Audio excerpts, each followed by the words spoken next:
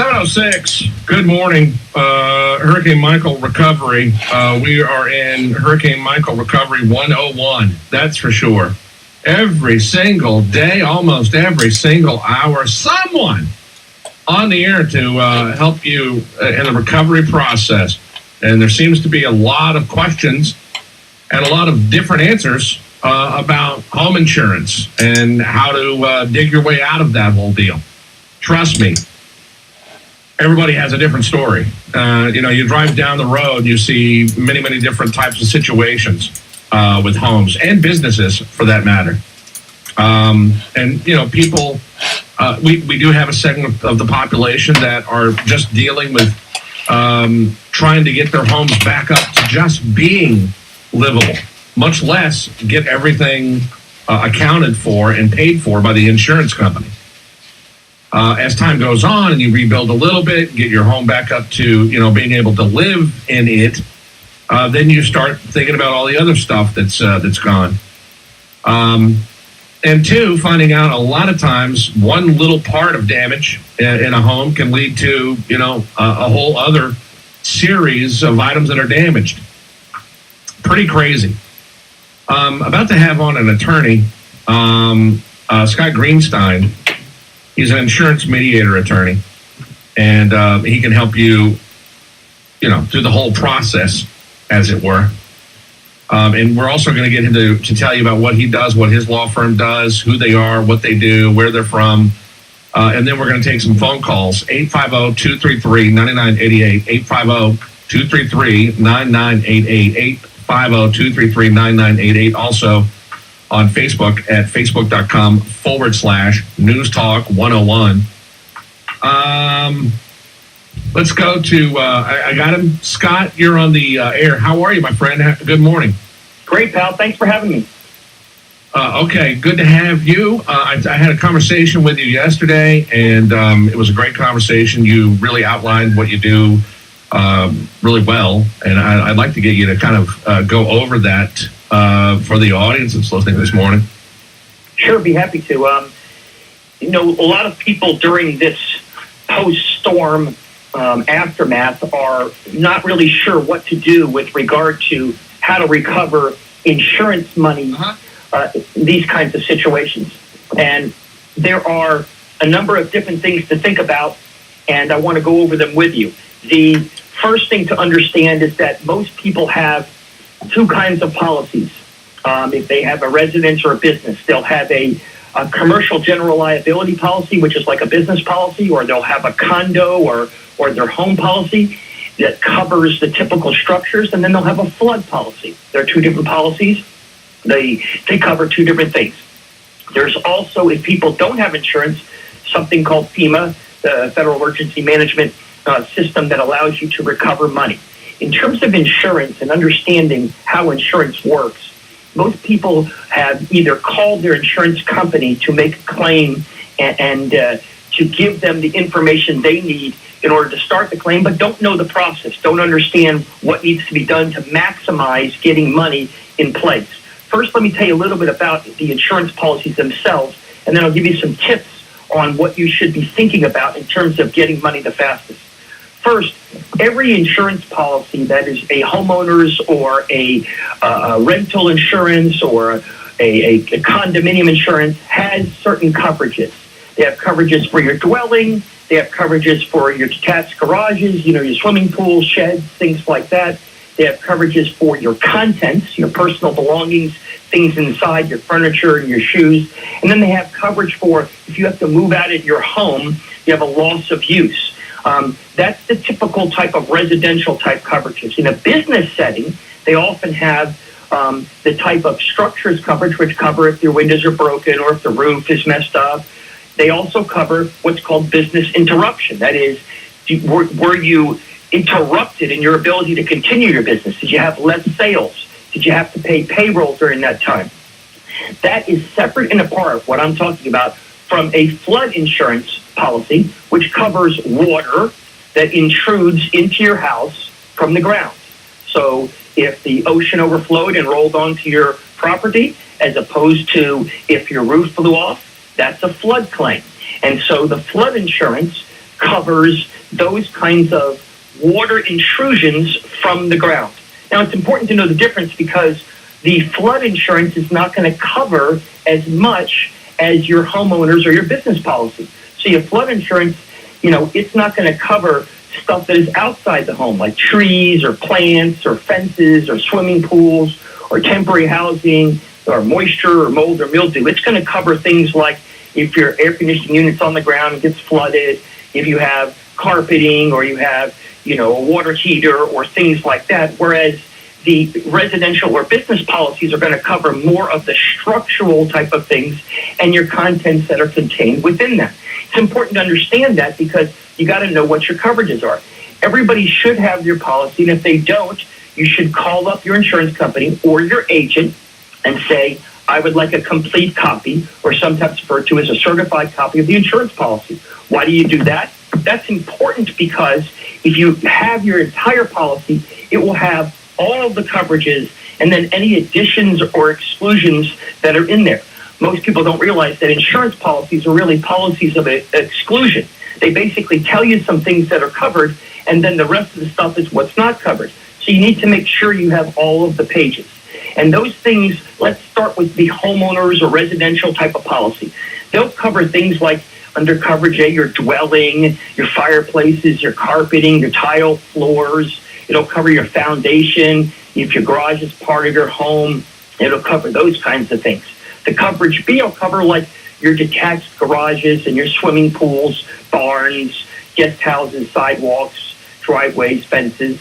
And then your coverage C will cover things like your furniture and your TVs and your clothing and appliances. And then your coverage D will cover your things like if you have to move out. And so it's important to know what those coverages are. On the first page of every insurance policy, you have what's called a declarations page or a deck sheet, and it will list for you what your coverage is. Okay, under coverage A, dwelling, we're going to pay you up to $100,000 or whatever the numbers are, and they spell out exactly what your coverages are so you at least know the maximum amount of money that you're going to be able to secure from the insurance company. Most insurance policies have a deductible, and they have a special kind of deductible for hurricanes. Those deductibles are usually higher, sometimes between 3 and 5% of the entire claim. So if you have a $100,000 claim and you have a 5% deductible, the first $5,000 is going to be your problem. So the concept is to know and understand exactly what your coverages are. Having gone through myself many storms, I was born in Tallahassee. I'm from Florida. I've been here my whole life. I've been through dozens of storms. I've been all over the country lecturing, doing these things. I was the former chief counsel for one of the largest insurance companies in the world, and now I sue insurance companies. I have a fairly adequate knowledge of understanding every possible nuance. I've handled thousands and thousands of claims and gotten people tens of millions of dollars by just using some basic rules and being aggressive in the way in which you go after these insurance companies for your money. It's important to make sure you understand that if somebody came to you and asked you to pay them money, you'd want a really good reason for that. You'd want them to describe what's the basis of that, what's your support for that. So when you're trying to get insurance, you want to make sure you have documents. You want to have pictures, video. And when I say it over and over again, you want a picture of the hole in the roof from 6 different angles so that nobody can debate where that hole is, where it is in relation to the roof, why it's obvious it was caused by the storm or a wind event or some debris that hit it.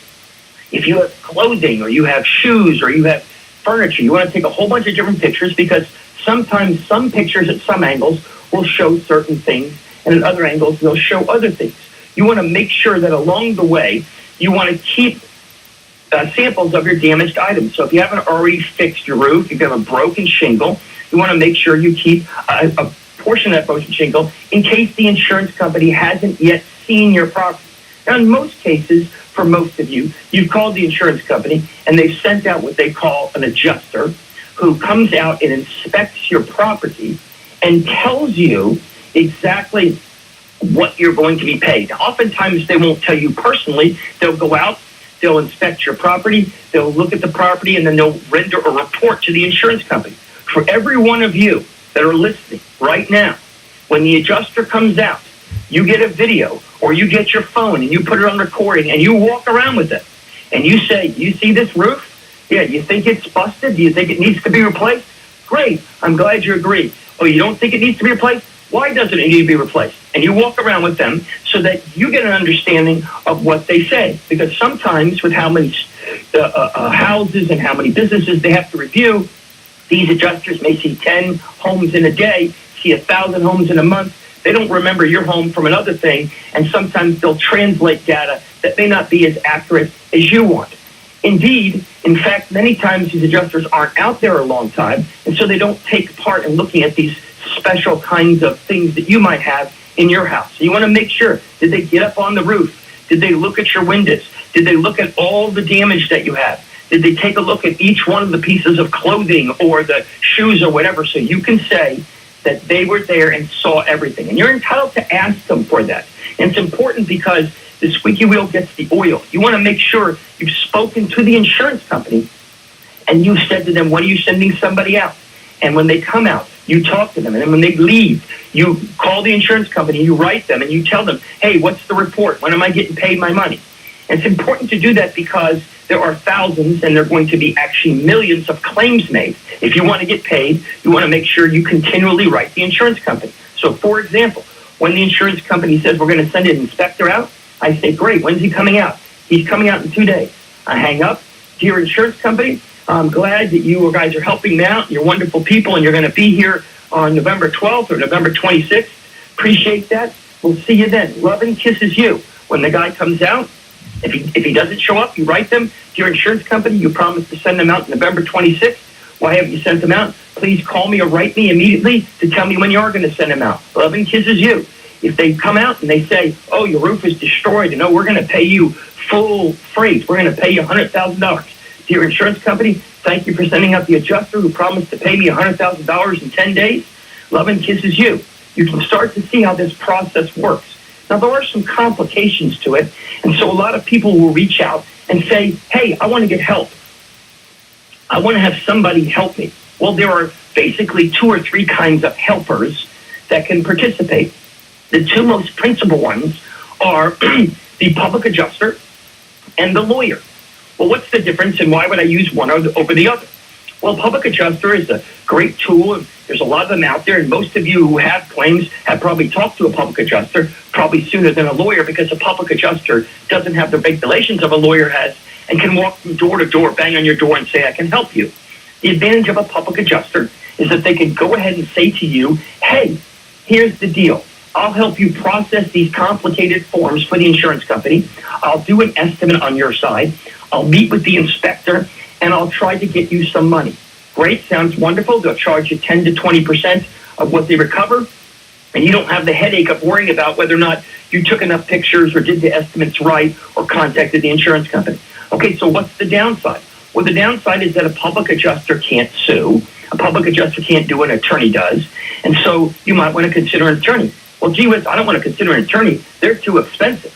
Well, what you don't know is firms like ours and other top firms, we charge the same thing as a public adjuster, and you get a lawyer. And then the lawyer can also proceed forward and actually sue. Well, what does that matter? Well, what matters is that the insurance company is going to pay, likely, the least amount of money they need to pay to cover the claim. You want to have somebody who can go in and say, geez, I sure hope you pay. But if you don't pay, I'm going to stomp on you, and I'm going to sue you if I have to. Now, if you sue and you have a lawyer, oftentimes the lawyer ends up being free for you because the lawyer can get paid by the insurance company, because we have a statute in Florida that says that if you have to get a lawyer, then it's important to understand that the insurance company will be required to pay the entire lawyer's fees if the lawyer is successful in recovering $1, if they're recovering some money. So sometimes, in some cases, lawyers can even be less expensive than public adjusters. But regardless, they both serve a role. Scott, I need to interrupt you for a second because we need to take a break. But he's got the information. Obviously, the guy knows what he's talking about. In a little while, we're going to open up some phones and let you we'll allow the audience to call up and ask him some questions. Stand by 1 second. We'll be right back. This hour of the Kramer Show is brought to you by Captain D's. D's Nuts. Yeah. Got him. D's Nuts. Got him. Here's Kramer on News Talk 101. Scott Major on the phone from, am I butchering this? Major Parúas? No, you got it perfect. All right. Absolutely perfect. Major Parúas law firm. And this guy, I mean, God, did you listen to the last 20 minutes? This guy can't get enough information out there. He knows exactly what he's talking about. A couple of questions before we continue, just personal questions of my own. What about, somebody, by the way, somebody did write this on Facebook. What about places that end up being condemned? How do they go about the process? Sure. Any place that is damaged, if you think about the word damaged and just understand that if your property is damaged in any fashion, whether that includes condemnation or whether that includes destruction or partial destruction, you'll get recovery. The interesting thing about condemnation or properties that are condemned, where you can't physically be on the premise, if you have coverage D, which is in your insurance policy, they will pay you for your living expenses somewhere else until your property is completely renovated, depending upon how much loss of use or what they call ALE coverage you have. So if you can't go back on your property, the insurance company is required to pay you. Oftentimes, they'll declare your property to be completely destroyed, and then you'll get the maximum available under your coverage A, dwelling coverage. So if your place really gets totaled, and I'm really curious about that. So what about the deductible and all that? Or is it just a completely different beast at that point? If you have total destruction, and I can tell every listener out here, having been through storms myself and having, suffered like you all have and no power and things like that, I've been through 12 of them. I can tell you that if your property is destroyed and you have insurance and somebody has not, contacted you, if the insurance company's not paid you your money already, you call me and we will crush them.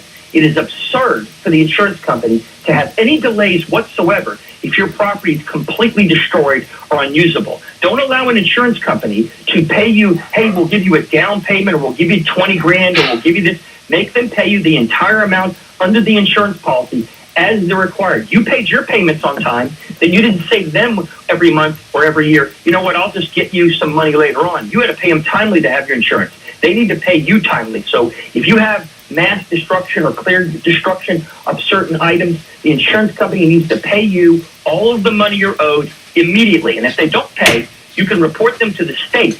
And if you report them to the state, they can be investigated and you can end up with either triple damages or their license can be pulled. So it's very important to make sure you're aggressive in that regard. I had a couple call me last week. They were around 80 years old.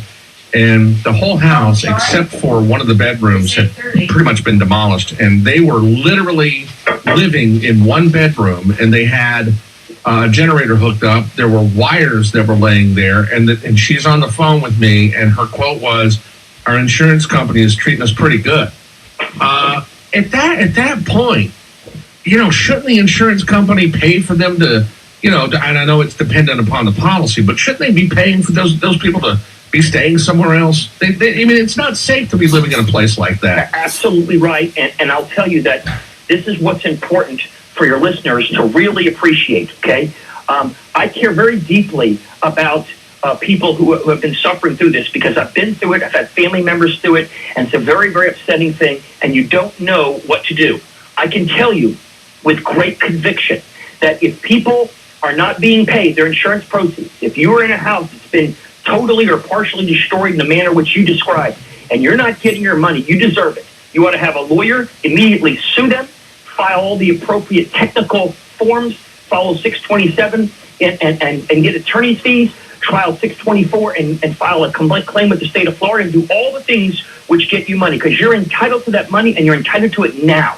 And I wouldn't tolerate anything less than that. And just because we as insurance, owners of houses people who have insurance policies and have houses. Just because we don't know every technical thing and what to do doesn't mean we should be punished for it. I mean, if you had a car insurance policy, a lot of us haven't read those. Your life insurance, we don't read those things. We don't know what they mean. That's why you need experts to help you, whoever those experts are. It's extremely important for all of you out there listening.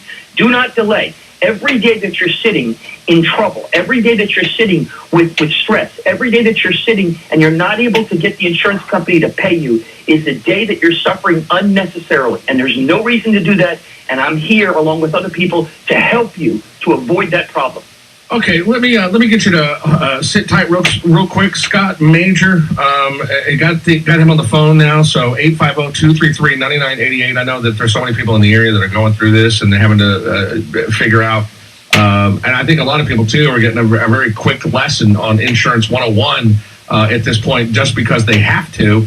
And I think a lot of people too have an insurance an insurance policy and they don't know exactly what it says. So this is really good. All right, 850-233-9988. I'm going to get some phone calls with Scott coming up. Scott is from the major Parúas law firm, and he knows what he's talking about as far as insurance claims and getting you the money that you deserve out of your policy. 850-233-9988. If you would like to hop on the air with him and ask him some questions. Scott, good morning. How are you, bud? I'm great, man. I would tell people as a result of the last segment that people can also get more information if they want and get health videos and be able to file their own claims if they go to stormhealthteam.org. That's stormhealthteam.org. It's got a bunch of videos and helpful tools. You can actually fill out a form and see if you have a claim. That's a very helpful thing. Or you can call 844-800-LAWS. That's 844-800-LAWS. If you want to call and actually speak to someone personally and ask some questions, on how to recover or what to do or what forms you should follow. I'll guarantee you that after this, that people are going to start paying attention to what their homeowner's insurance says. I would. I mean, because I think people probably most of the time just go, I remember what it was 2 years ago when we wrote the policy or a year ago, and I kind of get it. And then now, I mean, people are going, they're sifting through that insurance claim like crazy, and are getting an education on that. So I'm sure that people are going to. Would you advise that somebody call you and say, hey, look, I just want to use you to kind of go over this policy and rewrite it for the next time because as it is, it kind of sucks. Absolutely right. And I'll tell you that most people are underinsured. I would say over 90% of people are underinsured. Your agent tells you to buy this insurance. You have no idea. You don't even know that you could buy down your deductible. In other words, that people can buy a policy that actually has either no deductible or an extremely low deductible in the hurricane setting. People don't realize they can get way more coverage than they know for $10, $20, $30, $50 sometimes. People are unaware that the dwelling coverage when your house is destroyed, it almost never pays for replacement of that house, even though you think it does. I mean, there's going to be a whole series of claims against insurance agents for not covering the claim. And let me just say something about that because I think it's important for your listeners.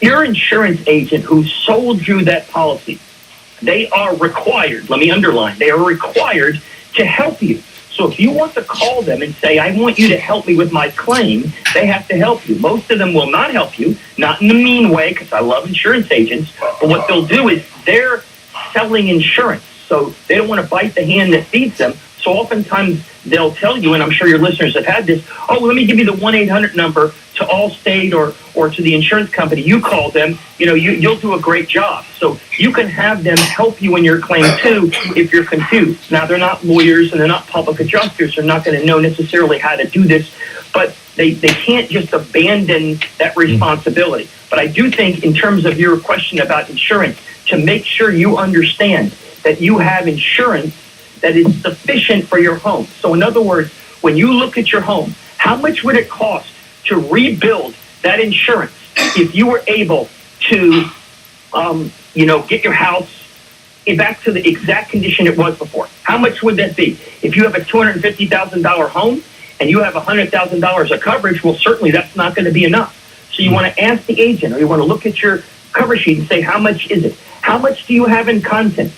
Do you have a prized Harley, or do you have some important piece of art, or do you have some, important clothing or statues or things in your house of value? Make sure you have sufficient coverage, because a lot of time your contents coverage will only cover $5,000 or $10,000, and you have all these expensive things, your bikes or your clothing or your furniture or other things which are more expensive.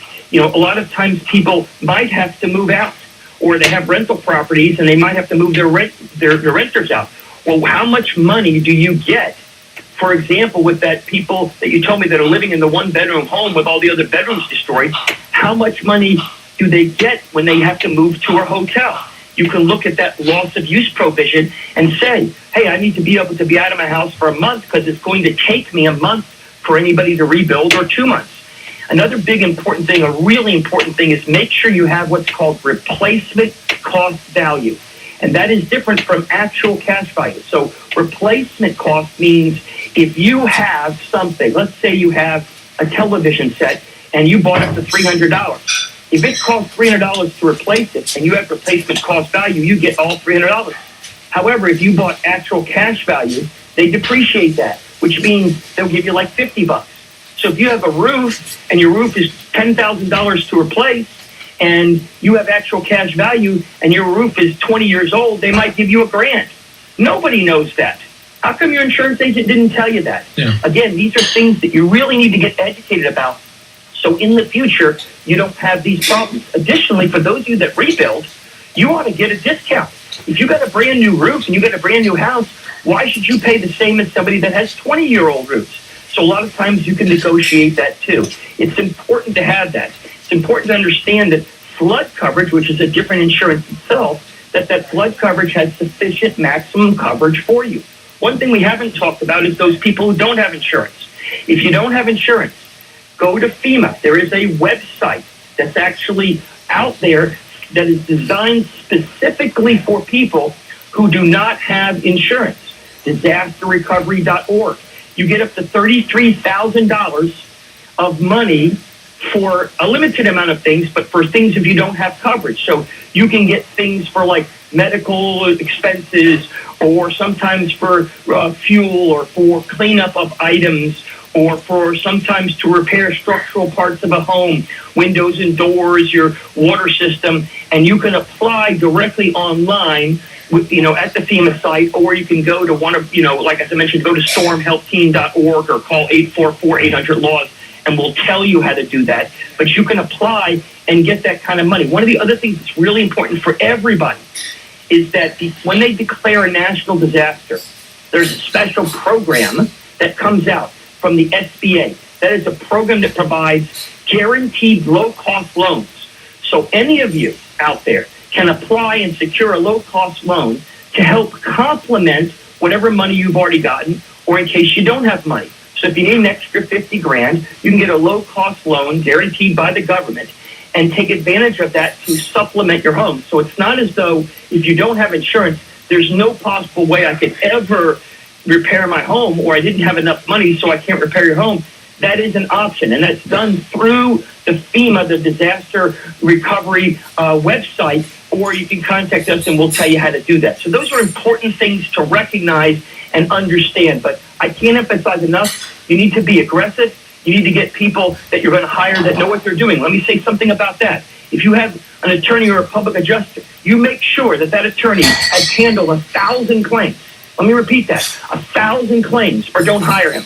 Why? Those people who have a lot of experience are going to know all the nuances, are going to know every insurance company's idiosyncrasies. I've been against them all, so I understand that certain insurance companies will pay in certain ways, certain ones you got to provide certain documentation, certain ones will pay faster or slower than others, certain ones you have to sue. I mean, there's all kinds of options, so make sure when you hire somebody, you get that. If you hire a public adjuster, and many of you have, make sure in the contract it says, and I repeat, it says, I will give you weekly written reports of what I'm doing.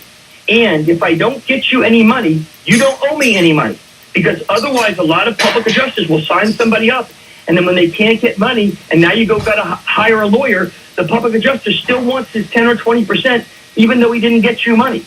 So look at those contracts and make sure. If you have a vendor, a general contractor, a roofer, make sure they're licensed, bonded, insured. Do not pay them cash. You cannot prove that with the insurance company.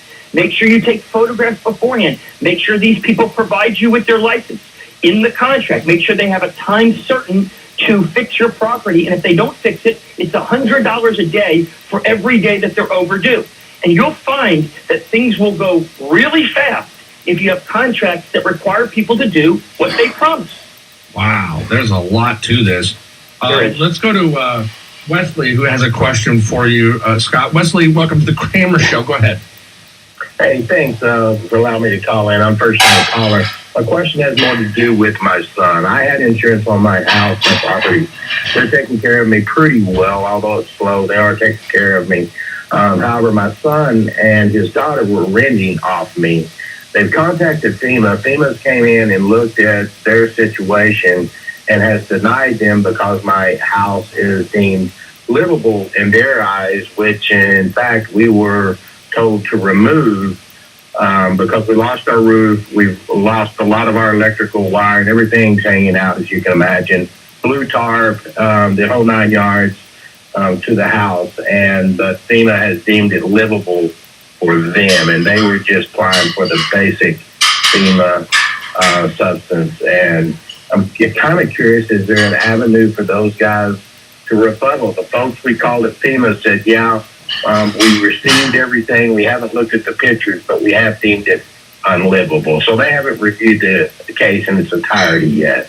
Sure, there are options for you. And one is there is an actual appeal process where if you don't agree with them, you can actually have that reviewed by a person higher up in order to evaluate that. Additionally, what you need to understand is that the FEMA money, especially for somebody who's not an owner, that FEMA money is very, very limited. It's mostly for the homeowner to make a claim, and the only time the homeowner is going to get to make that money is if they don't have insurance. So sometimes you can get what's called temporary housing, which is money to rent to go to a different place.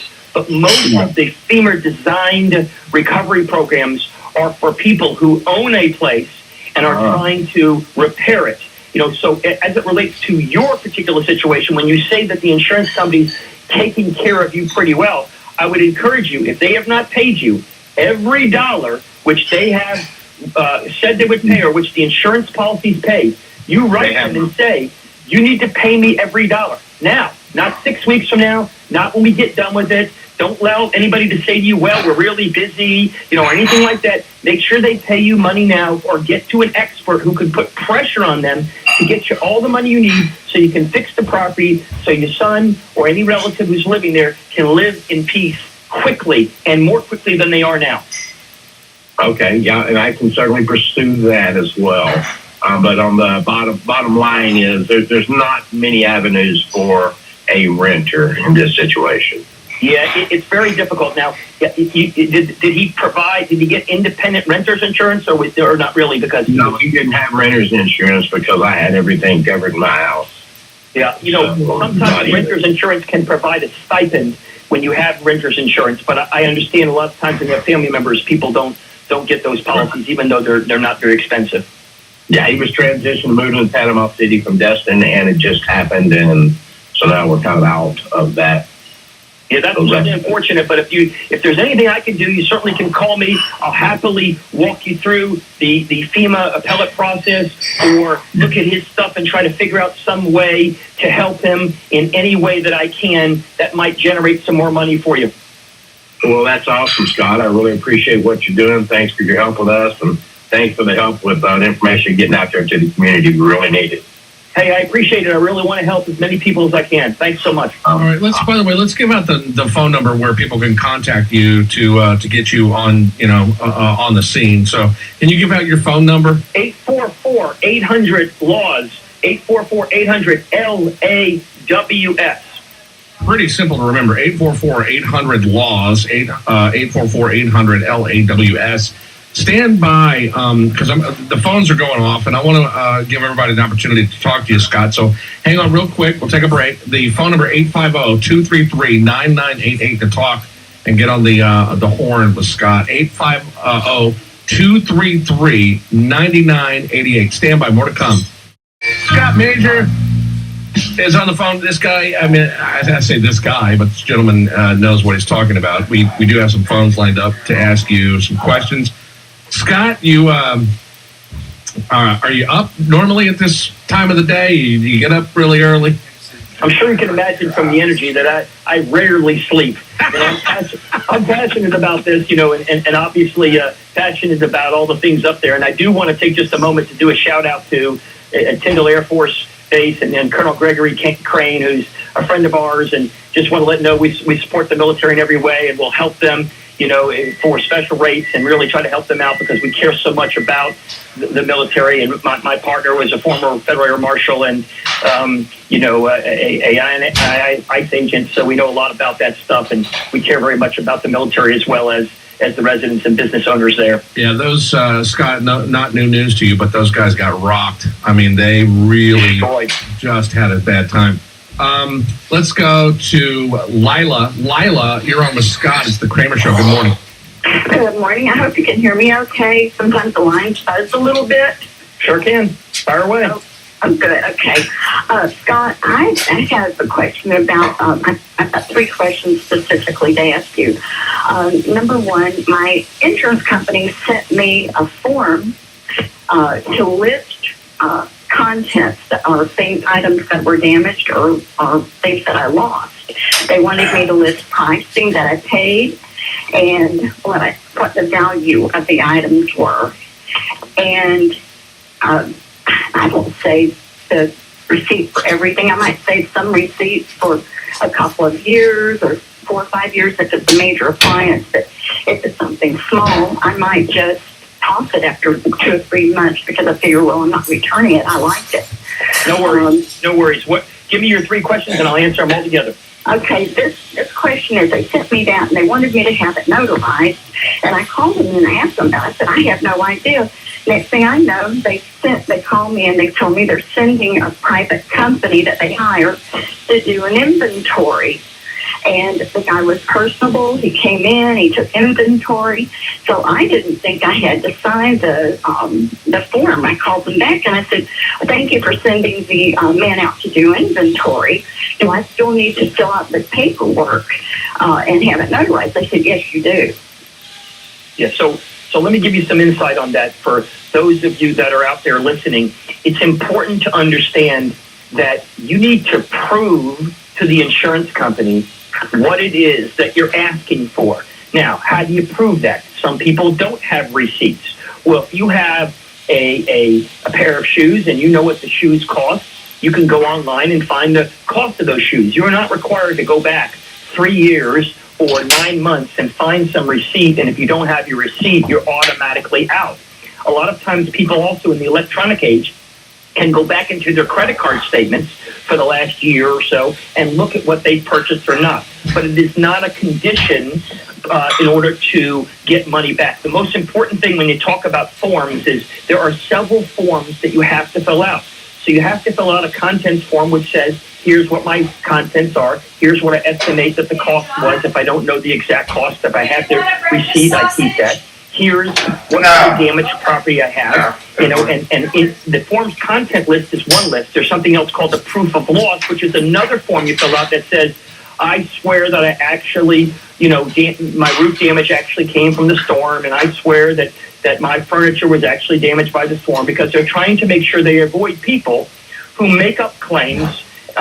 Unfortunately, some do, who make up claims and try to use the storm in order to get paid for things they otherwise wouldn't have, or to make up contents that they otherwise didn't have. So just think about it from the standpoint of, if somebody came to you and they wanted something from you, you'd want some support, some evidence to support what that is. So you do the best you can by listing those contents, you signing it, because what you're doing is swearing or promising that you're not making this stuff up. You're using your best estimate if you don't have it, or you go online and shop for different prices and say, hey, I went on 3 websites and here's what the cost of these pair of shoes are, or this TV was, and you send that in. And if they have a problem, what I usually do, as I mentioned to all the listeners, is I'll write them.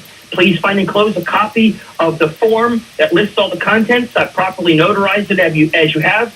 It totals up to, $374.08.